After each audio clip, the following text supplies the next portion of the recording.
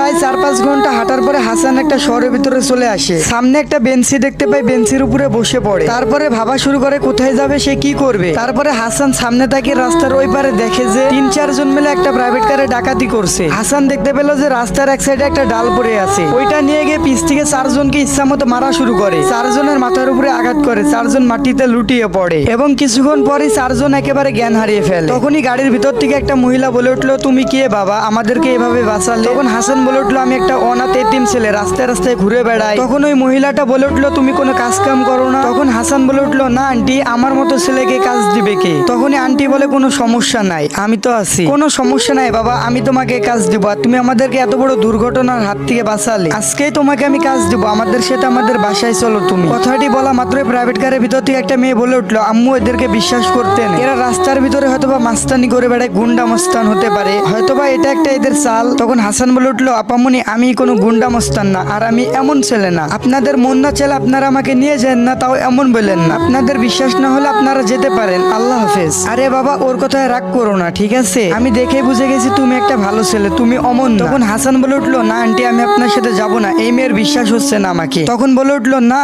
দূর পাগল, ওইটা আমার মেয়ে, ও একটু রাগী, ওর কথায় কিছু মনে করো না, ওর নাম অরু, তবে ও একটা খুবই ভালো মেয়ে। তুমি এত কথা বলো কেন বাবা, তুমি আমাদের গাড়িতে উঠে বসো, আর একটা কথা শুনতে চাই না আমি। তখন হাসান বলে উঠলো, আচ্ছা ঠিক আছে আন্টি, উঠতেছি। তারপরে হাসানকে নিয়ে তাদের বাসায় তারা পৌঁছে যায়। তারপরে হাসান তার আন্টিকে বললো, এটাই কি আপনাদের বাসা? আন্টিতে বললো, এটাই আমাদের বাসা। আন্টি, এটা তো কোনো বাসা নাই, এটা একটা রাজপ্রাসাদ, পুরা তাজমহল।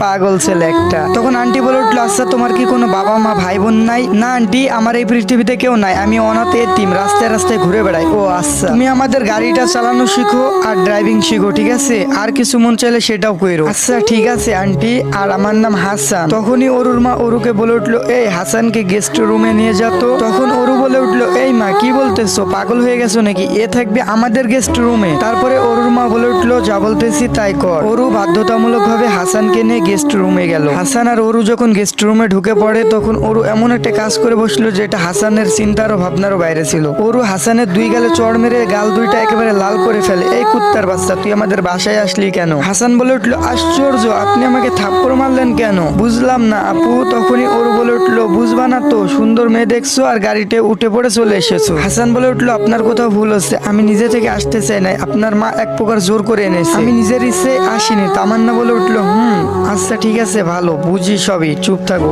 আর কিছু বলা লাগবে না তোমাকে। তোর মতো ছেলেগুলাকে আমার খুব ভালো করে চেনা আছে। অরু রাগান্বিত হয়ে রুম থেকে বেরিয়ে যায়। তখন হাসান মনে মনে ভেবে বলে, যাই হোক না কেন, সহ্য করতে হবে, এখান থেকে আমাকে কিছু একটা করতে হবে। বাসার যে যাই বলক না কেন, আমাকে একটু মেনে নিতে হবে, কারণ আমার যে কেউ নাই। হাসান কোনোভাবে রাতটিকে পার করলো। পরের দিনে অরু আর অরুর বাবা যখন খেতে বসলো, ঠিক তখনই হাসান ওইখানে উপস্থিত হয়। অরুর মা তখন বলে উঠলো, আরে বাবা, তুমি উঠে পড়েছো? আমি তো ভাবি তুমি এখনো ওঠো নাই, তাই তোমাকে এখনো ডাকতেও যায়নি। অরু তখন উঠে বললো, আশ্চর্য মা, ওর গায়ের অবস্থা দেখছো, আর ও আমাদের সাথে খাইতে বসবে মানে? ও আমাদের বাসার চাকর। অরুর মা বলে উঠলো, কে বলছে ও আমাদের বাসার চাকর? ও আমাদের বাসার একজন এখন থেকে সদস্য। অরু বলে উঠলো, এত তাড়াতাড়ি কাউকে বিশ্বাস করা উচিত না মা, হয়তোবা আমাদের বাসা সবকিছু লুটপাট করার ধান্দা করছে এই ছেলে। হাসান বলে উঠলো, আপু আমি এমন ছেলে না, কেন বুঝতেছেন না, এমন করতেছেন কেন? অরু বলে উঠলো, হ্যাঁ জানি তুমি কেমন ছেলে, দেখলে বোঝা যায় তুমি আসলে একটা কেমন ছেলে। হাসান বলে উঠলো, আন্টি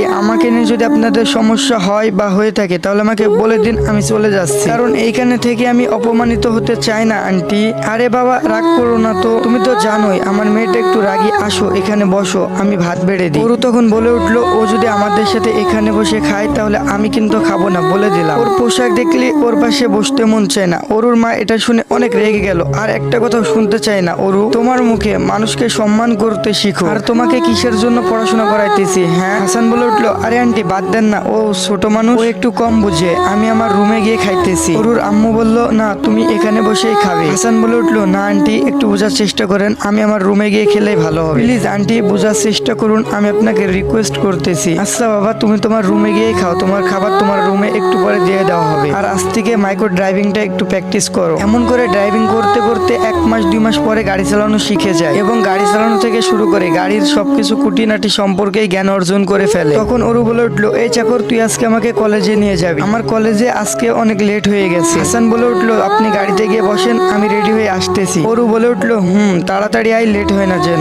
গাড়িতে গিয়ে বসেন, আমি আসতেছি আপা। তখন অরু ঠাস ঠাস করে দুইটা চড় মেরে দিল হাসানের গালে। চাকরে বাচ্চা, তোরে কতবার বলছি আমারে আপা বলবি না, আমারে ম্যাডাম বলবি। তখন হাসান বলে উঠলো, আচ্ছা সরি ম্যাডাম, আমার ভুল হয়েছে, মাফ করে দেন। এরপর অরু গিয়ে গাড়িতে বসে, হাসান রেডি হয়ে গাড়ির ড্রাইভিং করতে শুরু করে। ড্রাইভিং করে কিছুক্ষণ পর কলেজের ভিতরে চলে আসে। তো এরপরে কি হয় অবশ্যই আপনাদেরকে জানতে হলে বেশি বেশি করে কমেন্ট করতে হবে। এরপরে কিন্তু ভালো একটা মুহূর্ত আছে। আর গল্পটি আপনাদের কাছে কেমন লাগছে অবশ্যই কমেন্টে জানাবেন। আর আপনারা এই গল্পটি সম্পূর্ণ দেখতে চাইছেন পার্ট 3 কারা কারা দেখতে চান অবশ্যই কমেন্টে জানাবেন। লাস্ট মুহূর্তে এসে আমার ভয়েসটা একটু চেঞ্জ হয়ে গেছে, আমি জানি অনেকটা খারাপ হয়ে গেছে, মানিয়ে নিন, শরীরটা অনেক খারাপ।